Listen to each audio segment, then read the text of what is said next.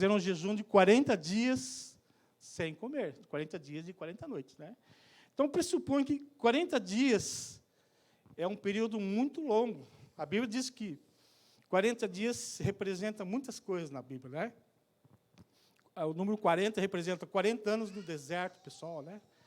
Moisés ficou 40 anos no Egito, 40 anos em Midian e 40 anos no deserto. Então, são fases, são períodos, né?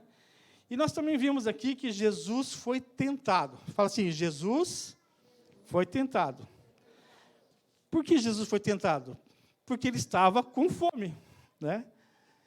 Imagina você ficar 40 dias sem comer. Claro que essa fome foi aumentando gradativamente, não foi só... essa fome que está relatada ali, ela foi uma fome que foi no final dos 40 dias, Jesus estava com muita fome, certo? Mas aqui eu quero abrir um parêntese e dizer que, na Bíblia, Jesus enfrenta Satanás, certo? Ali foi um embate tete a tete, cara a cara, com o Satanás. O autor da vida com o autor da morte. Certo? Então, nós vemos aqui uma situação onde Jesus é colocado à prova de fogo, né? Vamos dizer assim, né? Jesus é provado por Satanás. Mas, antes disso, nós vemos nos 3 evangelhos a mesma passagem, né? Que é Mateus, Marcos e Lucas, são evangelhos sinóticos, né? Os evangelhos sinóticos são referências que quem escreveu as cartas, essas cartas evangelísticas, né? Escreve sobre o mesmo assunto de uma forma diferente, certo? Fala a mesma coisa, com outras palavras, mas o sentido é o mesmo, mas de uma forma diferente. No Evangelho de Mateus, né, que nós lemos ali, Jesus foi conduzido ao deserto, certo? Jesus foi conduzido ao deserto. No livro de Marcos fala um pouquinho diferente, que Jesus foi impelido ao deserto. Olha, são palavras bem parecidas, né? Mas tem algum sentido mais amplo, né? E no livro de Lucas, fala que Jesus foi guiado para o deserto. Opa! Então, cada um viu de uma forma diferente, né? Então, eu posso explicar o que é você ser conduzido para o deserto. É a mesma coisa, o pai tem um filho pequeno, né? Vou pegar o exemplo do Júlio aqui, que tem 2 nenês, né? Ele leva o seu filho na escola, certo? Para a escola. Então, ele vai conduzir o seu filho para a escola. Pega na mão dele e leva para a escola, né? Isso quer dizer conduzir. Ele não empurra, ele vai pegar na mão, né? Como sinal de proteção do pai, né? E atravessa a rua, mas não solta a mão da criança, porque ela pode se assustar, levar um choque e sair correndo. Vocês entenderam, né? Então, isso quer dizer conduzido. Guiado é um pouquinho mais diferente, uma forma diferente de você ver coisas. Jesus foi guiado para o deserto, certo? Como assim guiado? Muitas vezes, né? Até agora estivemos lá em São Luís, né? E um amigo nosso de infância lá veio nos buscar para jantar na casa dele, né? E ele veio com o carro dele. Eu estava com o nosso carro, né? E ele veio com o carro dele. Então, ele nos guiou até a casa dele. Olha a diferença, né? Então, ele estava no carro dele, né? E eu estava no carro, nós estávamos no carro nosso. E nós fomos seguindo ele até chegar na casa dele, que eu não conhecia. Foi a primeira vez que eu fui lá, não conhecia o caminho, né? Então, o que quer dizer? Quando você é guiado, tem alguém na tua frente te direcionando, que já conhece o caminho, mas a pessoa que vai não sabe, não conhece esse caminho. Então, o que chega? Quando chega no semáforo, né? Aí é o maior desespero quando você está atrás, né? Quando chega no semáforo, dá o amarelo ali, né? E a pessoa que está na frente pega e aproveita e vai embora, né? E você fica na mão ali, né? Porque você tem que parar, né? Só que, às vezes, a pessoa que está na frente não está pensando como que está atrás. Ele quer chegar no destino, porque ele já conhece o destino. E, às vezes, ele esqueceu que ele está levando alguém, certo? Então, ali, você passa aquela agonia. Puxa, será que eu vou conseguir alcançar, vou conseguir ver onde que ele entrou, onde que ele parou, né? Se ele parou, se não se me viu, né? Então, você fica, né, meio que angustiado, mas esse é o sentido de ser guiado. E impelido é uma coisa um pouquinho mais forte. O que é ser impelido? Né? Jesus estava a caminho e o Espírito Santo é como se estivesse empurrando ele para lá. Ó, Jesus, tu vai para o deserto, vai ter que passar para o deserto. Ou o Espírito Santo estava dentro de Jesus e, vamos, né? Muitas vezes nós somos impelidos, né? Você já sentiu já? Nós somos impelidos de algumas situações da vida da gente, de nós estarmos orando por alguém, estar intercedendo, estar ligando, de repente, do nada, vem assim na mente, liga para o fulano tal lá que está passando uma luta. Você já teve essa experiência, já? É isso, você ser impelido. Então, Jesus, de qualquer forma, Jesus vai para o deserto. Eu tive o privilégio, junto com a minha esposa, de conhecer esse local lá, né? Onde Jesus foi tentado. É um lugar bonito, quer dizer, bonito porque só tem pedra, né? Mas é um lugar bonito, né? Mas é o deserto, né? Deserto é deserto, né? Já diz, não tem nada. O deserto é seco, é árido, né? E ali Jesus entra na sua grande batalha. Por que eu estou passando isso para vocês, amados? Porque nós somos discípulos de Jesus, certo? Eu sou discípulo, você também é discípulo de Jesus. Então, se Jesus enfrentou Satanás, você e eu também temos que enfrentá-lo, sabia? Eu sou crente agora, glória a Deus, aleluia. Não, queridos, você está numa guerra. A partir do momento que você aceitou Jesus, você entrou para o exército de Deus. O exército do Deus vivo. E você está numa batalha. Assim como Jesus também enfrentou o Satanás, ficou 40 dias, imagina uma pessoa 40 dias sem comer. É muita fome, queridos. É fome mesmo. Né? Eu, às vezes, fico aí uns 3, 4 dias sem comer, já fico, né, parece que vai desmaiar. O mundo parece que vai... Eu louvo a Deus por pessoas que conseguem fazer um jejum longo, de 20 dias, de 30 dias. Né? Eu já fiz jejum de 30 dias, mas não integral, né? Parcial. Já fiz jejum de 21 dias de Daniel, né? Mas é muito difícil jejuar, porque a nossa carne é forte. Certo ou não? Dizem que a carne é fraca, né? Não, a carne é forte. Ela é uma fortaleza, você tem que dominar ela. E Jesus passa uma grande experiência que serve para nós hoje balizarmos as nossas vidas. O que Jesus fez no deserto, né? Muitas vezes eu e você temos que também passar por esse deserto. Aliás, quem sabe você já está no deserto. Aliás, quem sabe você já saiu do deserto. Tem uns que já saíram do deserto, já estão em Canaã, né? Terra que emana leite e mel, né? Mas o deserto, assim como lá quando Moisés tira o povo do Egito, está lá em Êxodo 24, 16, 18, Lucas coloca ali, né? Moisés ficou 40 dias também no monte para conversar com Deus, para pegar as ordens de Deus, para tirar o povo do Egito, para levar para Canaã.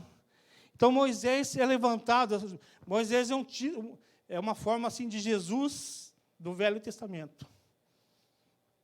Deus escolheu Moisés para libertar o povo das garras do faraó, as garras do cativeiro, né? As garras da prisão. Né? E Jesus nos libertou, nos tirou das garras de Satanás. Então, a Bíblia, tudo que tem no Velho Testamento, serve de exemplo para o Novo Testamento. É como se fosse um espelho, um enigma, né? Mostrando, né, a sombra da nova aliança. Né? Então, diz assim, a glória do Senhor pousou sobre o monte Sinai, e a nuvem o cobriu por 6 dias. Aqui está falando de Moisés. Né? No 7º dia, o Senhor chamou Moisés de dentro da nuvem para os israelitas que estavam ao pé do monte. A glória do Senhor no alto de Sinai parecia um fogo. Então, o que aconteceu nessa passagem aqui? Né? O povo de Deus estava lá embaixo, Deus aparece no monte Sinai, né? A sarça ardente não pegava fogo, ele sobe e vem conversar com Deus, Moisés. E ali ficou 6 dias, né, de jejum ali, né, em oração, e, de repente, aquele ambiente foi enchido da glória do Senhor, né? E o versículo 18 ali, Lucas, né? Por favor. Moisés desapareceu na nuvem ao subir ao monte e ali permaneceu 40 dias e 40 noites. Olha que coincidência. Tem tudo a ver lá com, né, com o que Jesus fez lá no deserto, né? Então, Moisés ficou 40 dias e 40 noites ali no Monte Sinai para receber as tábuas da lei, para ministrar ao povo e dirigir o povo até Canaã, certo? Mas o que importa para nós aqui, eu só estou mostrando para vocês que o Velho e o Novo Testamento são interligados, né? O que interessa para nós aqui é que Jesus, né? Jesus, Filho de Deus, na verdade, filho de Maria e José, né? Concebido pelo Espírito Santo de Deus, né? Nasce através da Virgem. Ele tem um propósito aqui de vir na Terra resgatar a humanidade. Só que, para isso, a Constituição de Deus, que é a lei de Deus, as Escrituras, né? Jesus não poderia pecar. O Emanuel que veio aqui, nós cantamos agora há pouco, né? Emanuel, Emanuel. Emanuel quer dizer, o Deus que veio lá do alto, que desceu do céu, veio conosco. Ele veio aqui na Terra, com uma missão só, de desbaratar as garras do diabo e tomar a chave da vida e da morte que estava na mão de Satanás. Porque Satanás, lá no Jardim do Éden, ele conseguiu enganar Eva, e ali ele colocou a semente do pecado dentro do jardim. E ali o jardim, os dois foram expulsos do jardim, e essa geração toda, até Jesus, é uma geração condenada. Uma geração que está indo para o caminho da morte. Mas Deus, né, João 3,16, Deus amou o mundo de tal forma, de tal maneira, que mandou o seu único filho, o unigênito, para que todos que aquele crê nele não pereça, mas tenha a vida eterna. Então, a obra de Jesus começa lá no Rio Jordão, descendo as águas do batismo de João Batista, e ele começa o seu ministério. E a primeira afronta que ele tem, ele encontra quem? Satanás. Então, o que nós descobrimos desse? Que Satanás é um ser real. Não é mentira, o diabo não existe, né? Um chama de capiroto, outro de Beelzebu, outro de Lucifer, né? Outros dizem, cada um tem um nome, né? Cada um chama como que é, mas todo mundo entende que é o mesmo ser. Aquele anjo que caiu, né, com um terço dos seus anjos, que acompanharam, que são os demônios, né, que estão aqui na face da terra, governando. Só que Jesus, ele enfrenta Satanás. Fala assim para o teu irmão, Jesus enfrentou Satanás. E quem ganhou? Glória a Deus, né? Então, ali nós vemos que Jesus pega o quê? Eu vou dizer um segredinho para vocês que vocês não sabem. O diabo conhece a Bíblia. Sabia? Fala para o teu irmão, o diabo conhece a Bíblia. Ele não tem medo de Bíblia. O único problema é que o diabo é que ele não obedece a palavra de Deus, mas ele conhece a Bíblia. E ele pega as Escrituras e faz um desafio. Olha, Jesus, se tu pegar, você pode dizer que aquelas pedras podem se transformar em pão. Ele fez um desafio. Ó. Você pode estar passando fome, Jesus. Ele desafiou a fome de Jesus. Imagina, Jesus realmente estava com fome, mas ele não cedeu. Fala assim, Jesus não cedeu. Ele foi firme. E ele usou o que para responder Satanás? A própria Escritura Sagrada. Está escrito, nem só de pão viverá o homem. Então, 1-0 para Jesus, né? Pum! Certo? Primeiro round, Jesus já deu no queixo do diabo, já deixou ele tonto, né? Mas nós vamos mais para frente também, que Jesus, ele é tentado pela segunda vez. A primeira vez, não sei se você consegue observar, ele foi atacado, Jesus, né, foi provocado na sua carne, porque fome é obra da carne, comer, beber, né, é obra da carne. Então, ele foi atacado no nível carnal, certo? No segundo ataque, Jesus falou assim, ó, o diabo falou assim, ó, levou ele em cima do pináculo, lá, se você se lançar aqui de baixo, você vai dar ordem aos seus anjos, os anjos vão te segurar, se não vai acontecer nada, certo? Mais um quê? Mais um desafio. E o que Jesus usa para combater Satanás? A palavra de Deus. Né? Ele fala assim, não tentará o Senhor teu Deus, né? Porque Jesus tinha o poder de fazer, transformar, né, se jogar lá de cima, sair voando. Jesus tinha o poder de transformar aquelas pedras em pães. Tinha ou não tem? Tanto é que lá no Sermão da Montanha, Jesus alimenta 5.000 pessoas com 2 pães e 5 pães e 2 peixinhos, né? Então, ali nós vemos o quê? Mais uma vez, uma teofania. Jesus poderia fazer, mas ele não usou, né? Jesus não quis, na verdade, ele não quis mostrar o seu poder, porque Jesus trabalhou só na legalidade da Constituição de Deus, que é a palavra. Ele poderia usar, pedir um exército de anjos ali, podia pedir o que ele quisesse ali, que ele tinha autoridade para isso, mas Jesus não usou da sua autoridade. Simplesmente ele usou o quê? A palavra de Deus para combater Satanás. Então, nós vemos ali 2-0 para Jesus, certo? Amém? 2-0. E a terceira proposta é a mais indecente de todas, né? Jesus levou um lugar alto, creio que seja uma montanha, né? E mostrou todos os reinos da terra, certo? Todos os reinos.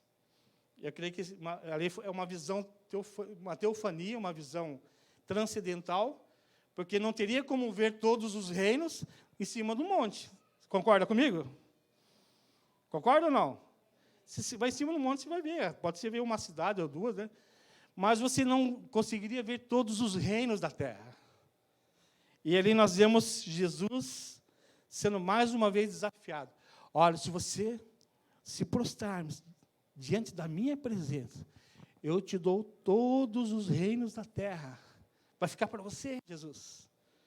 Vai ficar para você. Está me entendendo, querido? Foi desafiado de novo. E Jesus, usando as tábuas da lei, né? Os 10 mandamentos, né? Adorar a Deus acima de todas as coisas, né? Ele falou assim, não, o único que eu posso adorar é a Deus, o meu Pai. Então, Jesus fecha a boca do diabo. E ali o diabo é derrotado. Como? Através da palavra. Então, quer dizer, o próprio Satanás usa a palavra para enfrentar Jesus, para desafiar Jesus. Você acha que ele não vai usar a palavra para enfrentar você também? Você já pensou sobre isso, não? Aquele ser lá, que ele trabalha até hoje, né, ele tem uma grande virtude, né, que ele é trabalhador, né? Ele é muito trabalhador. Você sabe a história da velhinha, né? A velhinha que só falava coisas boas das pessoas, né? Daí um irmão perguntou lá, irmão, e Satanás, o que a irmã tem para falar? Da irmã, ele é trabalhador, né? Ele achou virtude até no Satanás, até no diabo, né? Então, você vê, ele é trabalhador. E ele trabalha até hoje. Só que agora, Jesus cumpriu a sua missão, venceu Satanás através da palavra, cumpriu a sua missão aqui na terra, fez milagres, curas, maravilhas, enfrentou os religiosos e foi até a cruz. E ressuscitou, morreu e ressuscitou, e ficou 40 dias aqui na terra, andou com os seus discípulos, e lá em Atos 1:8, ele fala assim, ó, eu vou para o meu Pai, e vou deixar para vocês o Consolador. Então, o mesmo Espírito que estava lá no Rio Jordão, que entrou na vida de Jesus, Esse é a promessa que Jesus deixou para nós, para mim e para você. Então, nós estamos nessa mesma batalha. Jesus já venceu Satanás. Aí eu pergunto para você, você já venceu Satanás? Hã? Posso ver aí um... Ninguém... Já venceram? Estão vencendo? Opa! Estão na luta, né? Estamos lutando. É o caminho certo. Mas, assim como nós somos seguidores de Cristo, né? Nós somos discípulos de Jesus amado, se Jesus passou pelo deserto, você também tem que passar. Ou já está passando, ou já passou. Então, o deserto, quer dizer, é para todos nós. Sabia? Fala assim, o deserto é o caminho que me leva até Canaã. Eu saio do Egito, passo pelo deserto, passo pelo Rio Jordão e chego à terra prometida. Então, esse é o caminho do cristão. Só que eu vou dizer para você, o deserto não é lugar de morada. Aí eu pergunto para você, você está morando no deserto? Como é que você está? Está vivendo no deserto? Se acostumou com o deserto? Hein? Se conformou com o deserto ou você quer chegar mais além? Aonde você quer chegar nessa história? Aonde você está em Cristo Jesus? Então, o deserto, quer dizer, é um lugar de passagem. Fala para o teu irmão, lugar de passagem. Só que o povo ali do Egito ficou 40 anos lá, por causa de uma rebelião, né? Eles se rebelaram contra Deus, né? E ali Deus falou, não, vocês não vão entrar, né? 40 anos, aí, enquanto não morreu o último dessa geração lá, né? De 20 anos para cima, né? O povo não foi avante. Aí eu pergunto para você, você está passando por algum deserto na sua vida? Eu vou dizer para você que você vai enfrentar Satanás ali. Que o diabo está em derredor, procurando quem possa tragar. Então, eu não posso dizer assim, não, teu deserto vai ser florzinha, não. Você vai passar por luta, querido. Mas, no deserto é que você aprende a depender de Deus. Fala assim, no deserto, eu aprendo a depender de Deus. Porque, quando eu vou para o deserto, eu deixo as coisas do Egito para trás. Né? O que são as coisas do Egito? As coisas do mundo. Nós estamos saindo do mundo agora, estamos vindo para a igreja, né? Estamos vindo para o caminho do Senhor, o caminho abençoado, o caminho feliz, o caminho alegre, mas eu tenho que deixar as coisas que para trás ficam. Filipenses 3,13 fala bem claramente. Deixando as coisas que para trás ficam, eu prossigo para o alvo. Nós temos um alvo a seguir, queridos. Nós não podemos ficar parados. Nós temos que alcançar a terra prometida. Você quer passar na terra prometida? É uma terra que emana leite e mel.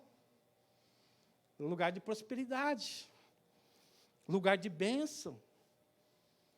Não vou dizer que não vai ter luta lá, mas é um lugar bem melhor que o deserto. No deserto nós vemos o quê?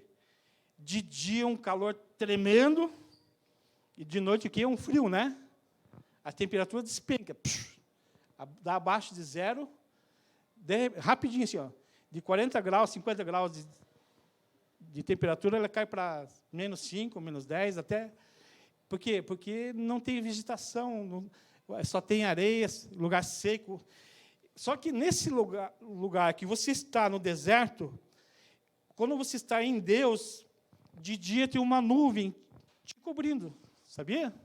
Existe uma nuvem de proteção na tua vida. Né? E de noite tem uma coluna de fogo aquecendo você.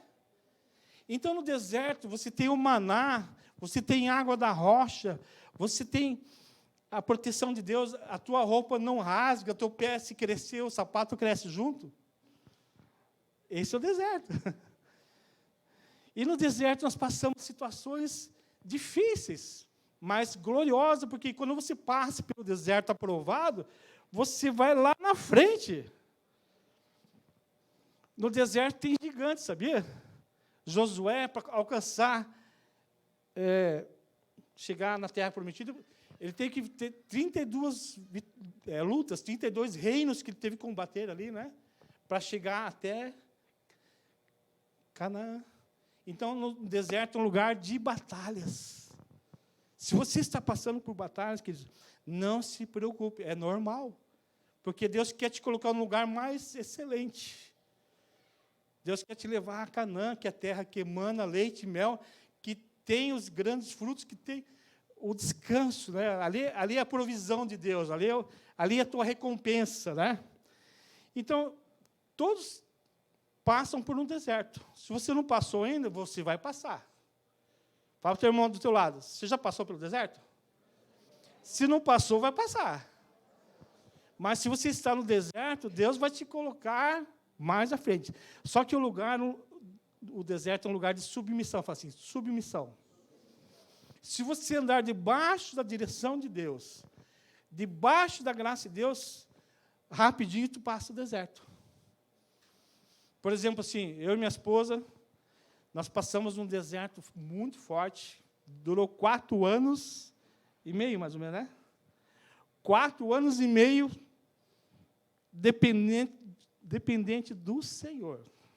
Fala assim, 4 anos e meio, dependente do Senhor. Tudo fechado. Financeiro fechado, portas de emprego fechado, vivia. Se perguntar hoje, é só a graça, né? É só a graça.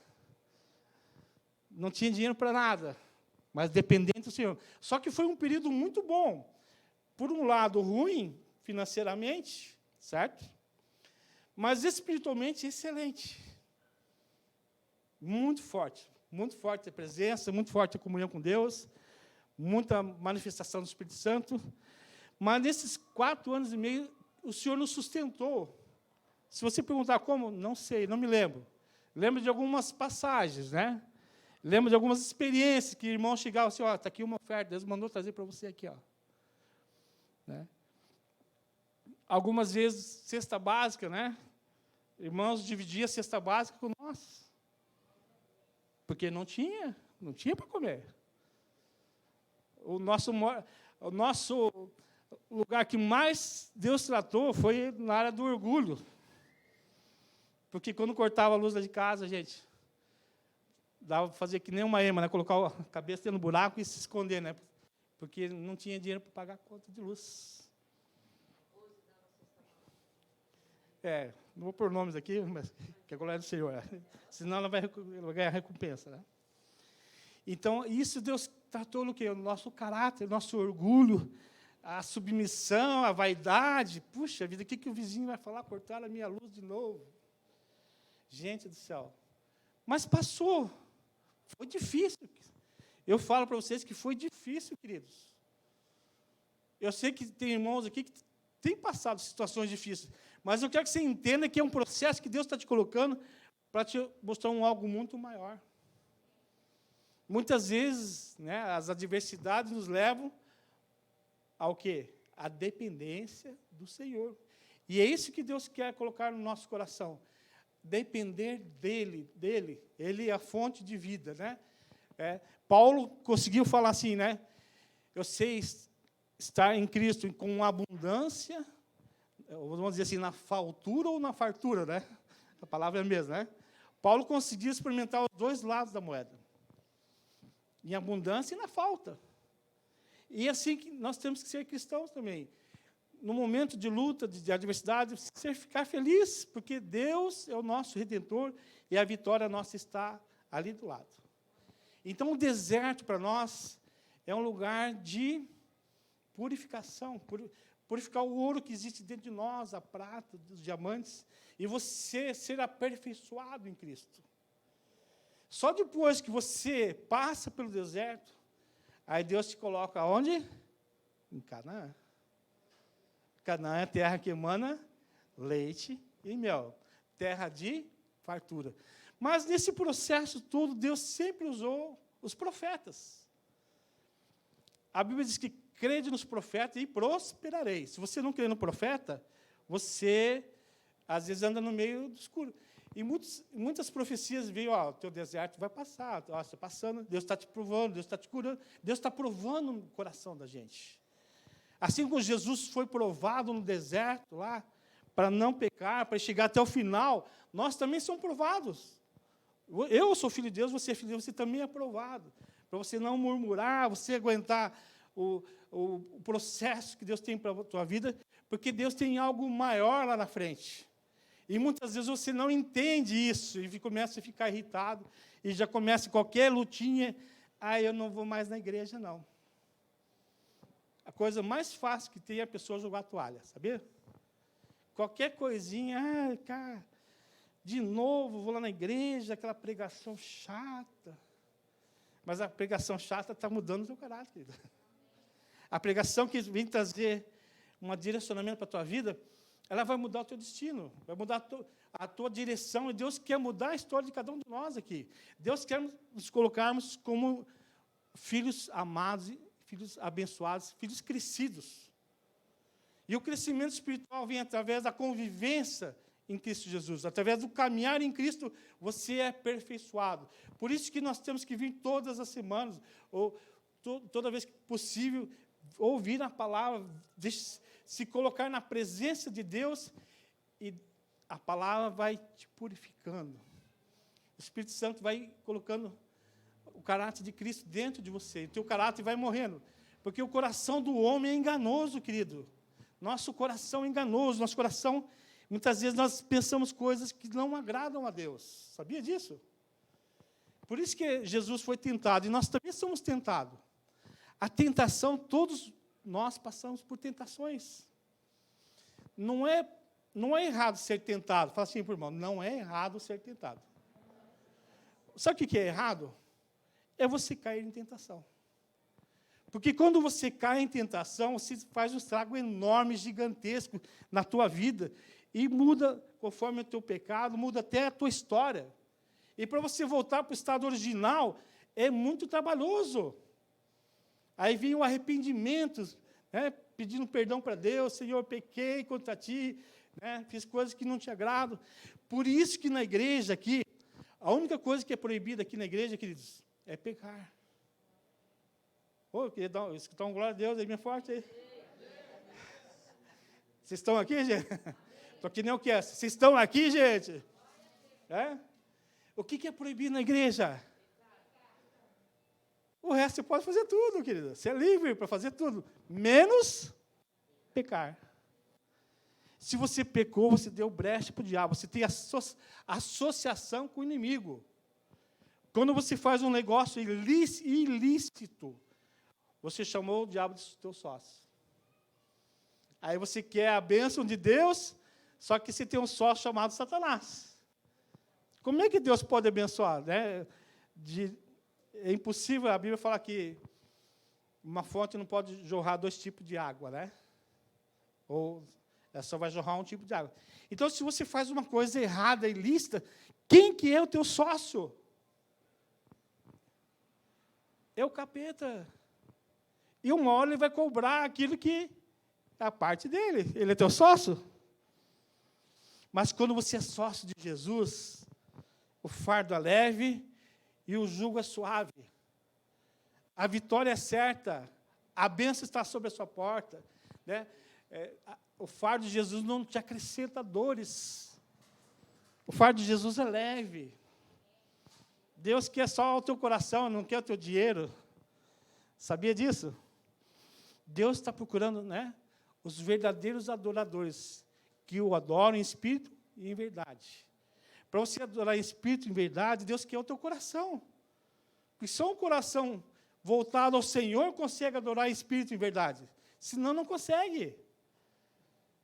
Por isso que existem falsos adoradores e existem verdadeiros adoradores.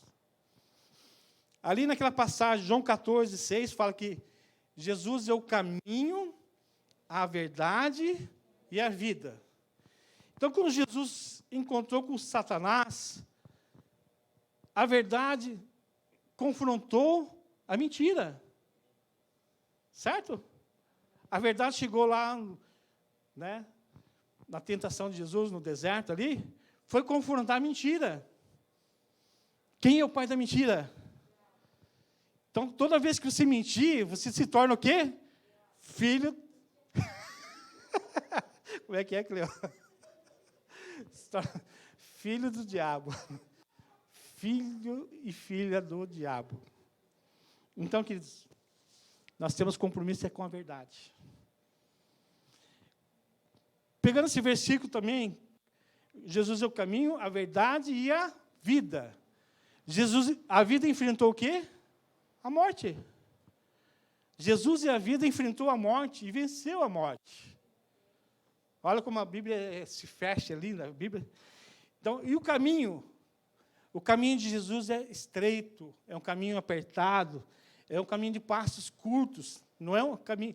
E a porta da perdição é uma porta grande, que leva à perdição. Então, os caminhos de Jesus, você tem que seguir os passos do Mestre. Nem para a esquerda e nem para a direita. Os caminhos de Jesus é de centro. Para não dar confusão, né? E Jesus trabalha na legalidade. As 4 linhas do Evangelho. Jesus trabalha na legalidade. Ele não vai arrombar a porta do teu coração. Ele vai trabalhar em cima daquilo que você tem de legalidade. Se você dá legalidade para o diabo, ele toma posse e faz um estrago.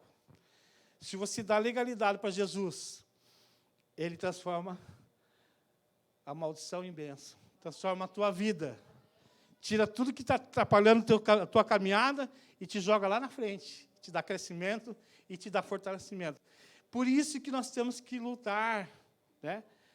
Assim como Jesus venceu Satanás no deserto, em outros lugares também, mas no deserto foi uma grande prova ali, um grande combate. Foi 3-0, foi goleada ali, né? 3-0, né? Em Tiago também fala que nós devemos, Tiago 4:7, devemos resistir, sujeitar a Deus, resistir o diabo, e ele, pica a mula. Então, se o diabo está te rondando, querido, você tem que resistir a ele.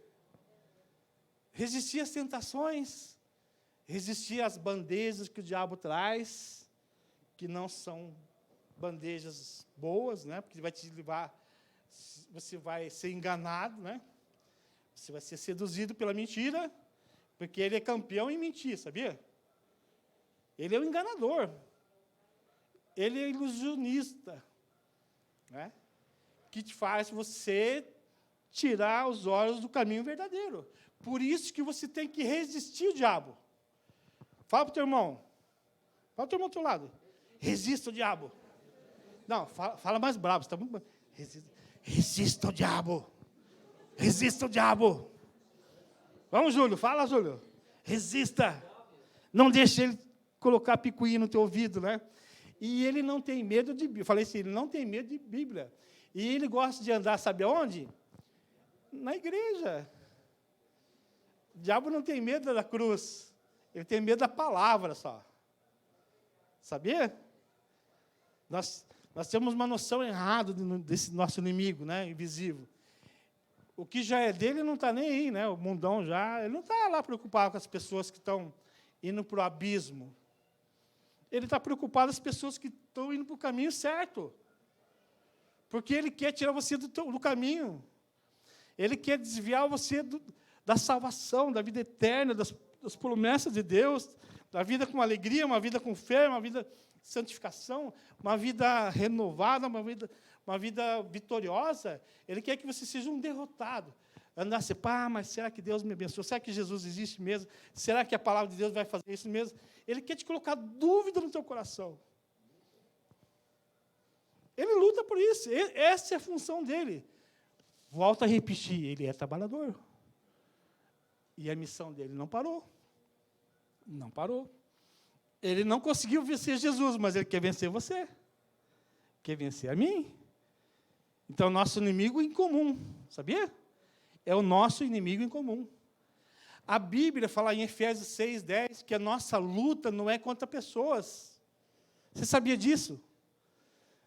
A nossa luta não é contra carne e sangue. Quem tem carne e sangue? São pessoas. Mas a nossa luta é contra principados e potestades. Põe lá Efésios 6:10, por favor, Lucas. Então, essa é a luta que nós temos, é uma luta invisível, espiritual. Só que esse inimigo, a gente não consegue enxergar ele, porque ele é espírito. Ele é espiritual, mas ele está agindo. Efésios 6:10. Ele está agindo no mundo espiritual, né? Continua, acho que é o 11 e 12, parece ser 12, né? 6, o que você colocou ali? 6, 11. Vistam toda a armadura de Deus para que possais permanecer firmes contra as astutas ciladas do... Então, o diabo, o que é? Ele é astuto, né? Ele faz ciladas que você nem enxerga. Por isso que tem que vigiar e orar. Fala para o teu irmão, você tem que vigiar, irmão. E orar. Porque você não sabe quando o inimigo vai te atacar. Mas o Espírito Santo pode te proteger. Te livrar dos laços do diabo. Pois nós não lutamos contra inimigos de carne e sangue. A nossa luta não é no braço, não é na pancada, né? Mas contra os governantes e autoridades do mundo invisível, contra os grandes poderes deste mundo das trevas e contra os espíritos malignos da esfera celestial. Olha, gente, você está enxergando o inimigo que você tem? É um inimigo espiritual, querido. Por isso que, muitas vezes, a melhor coisa, quando você está em luta, está passando por uma tribulação, uma turbulência, né? Todo mundo sabe o que é turbulência, não, né? Turbulência, quando você está dentro de um avião lá, e o negócio começa a balançar tudo, né? Aí você pede para Deus, Jesus, misericórdia, o que estou fazendo aqui dentro, né? Isso chama-se turbulência, né? Mas depois que passa é gostoso, né? Mas na hora, na hora é só misericórdia, né? Aí, eu acho legal assim que qualquer voo, né? Quem é ateu já vira crente na hora ali, né? Durante o voo, né? Depois que acabou o voo, já volta ao normal, né? Volta a ser incrédulo, né? Mas até o ateu pede misericórdia a Jesus. Amém? Então, gente, essa luta é minha e a tua. Quando acontece uma situação que você não consegue entender o que está acontecendo, mas que você está vendo o que está acontecendo, a tua arma é oração. Você orar, né? Orar, pedir estratégia de Deus, pedir sabedoria do alto, para você combater essas hostes espirituais. Por exemplo, se um casamento está passando uma luta, né? O casalzinho ali está passando uma luta, né? De briga, intriga, vai para a oração, querido, vai para o joelho. Em vez de ficar combatendo um ao outro, dobra o joelho, clama a Deus, pede sabedoria do alto. Não queira combater um com o outro, que essas não são as nossas armas. Se há divergência, se há contenda, se há lutas, você tem que combater com oração, não com bate-boca, não com briga, né? Porque a briga não vai levar a nada, você não vai vencer, você não vai ganhar nada com isso. Você vai só se machucar, se ferir com palavras, mas a briga vai te trazer o quê? Machucadura na alma. Depois você tem que ir lá perdoar. Mas se você leva para o lado espiritual, você vai ter uma divergência no lar, né? Não há concordância. Vai orar, querido. Fecha a porta do quarto, mas Mateus 6, né? Do 9 em diante, fala a oração do Pai Nosso, né? E essa oração do Pai Nosso, ela fala tudo, né? Tanto é que fala até sobre tentação, não nos deixei cair em tentação, né? Mas livre do mal, né? Do malamém, né? O malamém está sempre aparecendo ali, né? Então, essa oração, queridos, te leva mais perto para Cristo. Então, se você entender que Jesus passou por lutas, por aflições, por tentações. Jesus também foi tentado, mas ele não cedeu. Ele não cedeu. Então, como nós somos imitadores de Cristo, nós temos que lutar. Deus nos deu capacidade de vencer as tentações. Não existe tentação maior que a gente não possa suportar. A Bíblia fala, né? A Bíblia fala que não existe tentação que nós não conseguimos vencer, que todas elas são vencíveis. Então, nós precisamos nos expor da palavra de Deus, deixar a palavra de Deus falar ao meu coração, ao teu coração, para que você vença o inimigo em todas as áreas.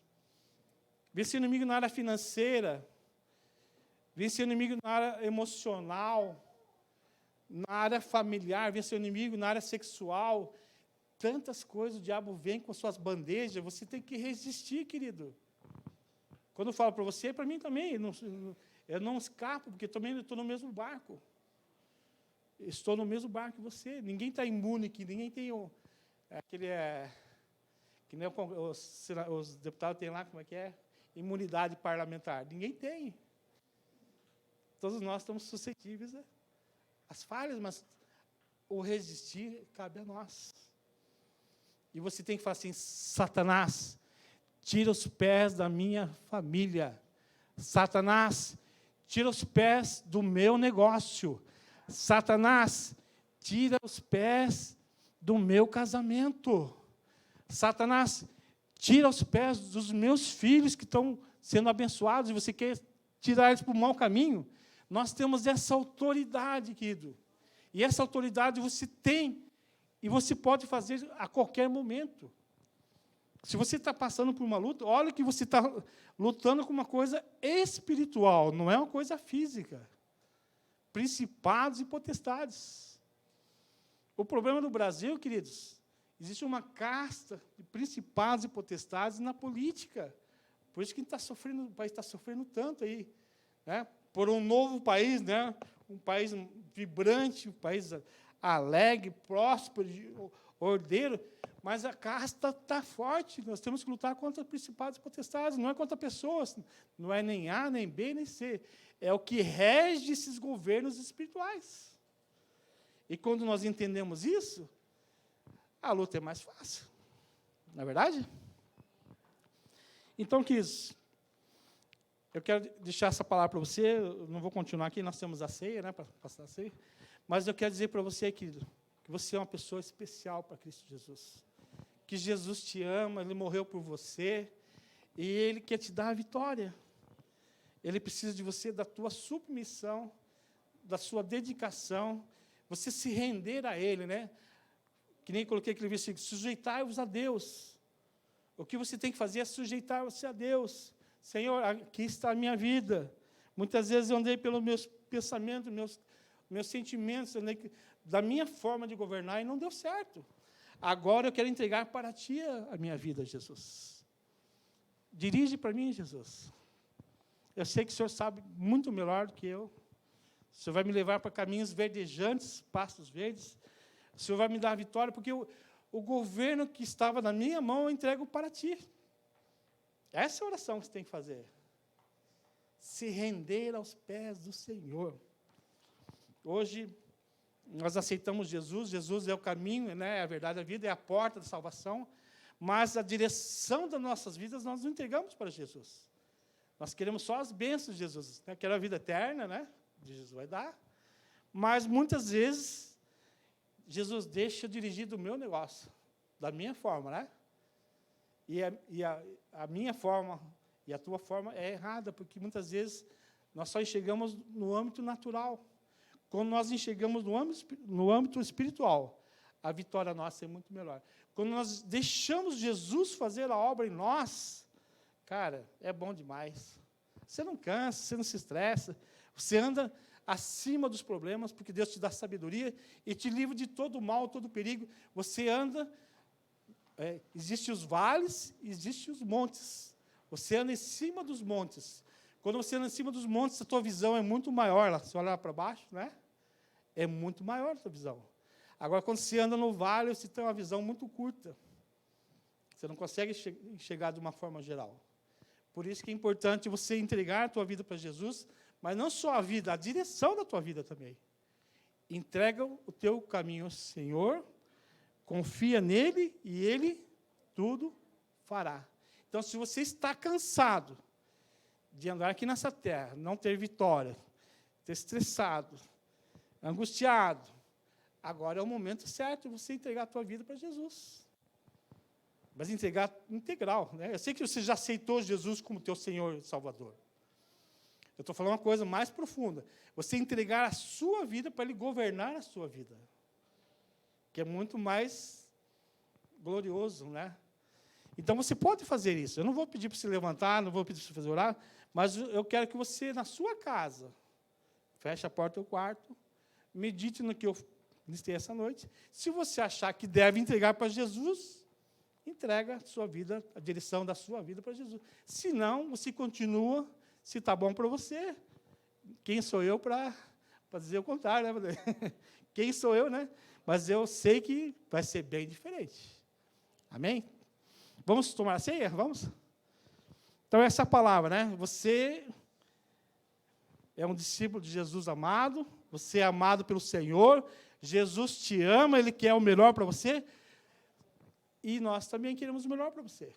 Nós, como igreja, como corpo de Cristo, nós queremos te ajudar a crescer em Cristo. Todos nós estamos no mesmo barco, só que uns estão um pouquinho mais avançados, outros estão começando a caminhada, mas o importante é saber que o Senhor está no governo da sua vida, e Ele quer o melhor.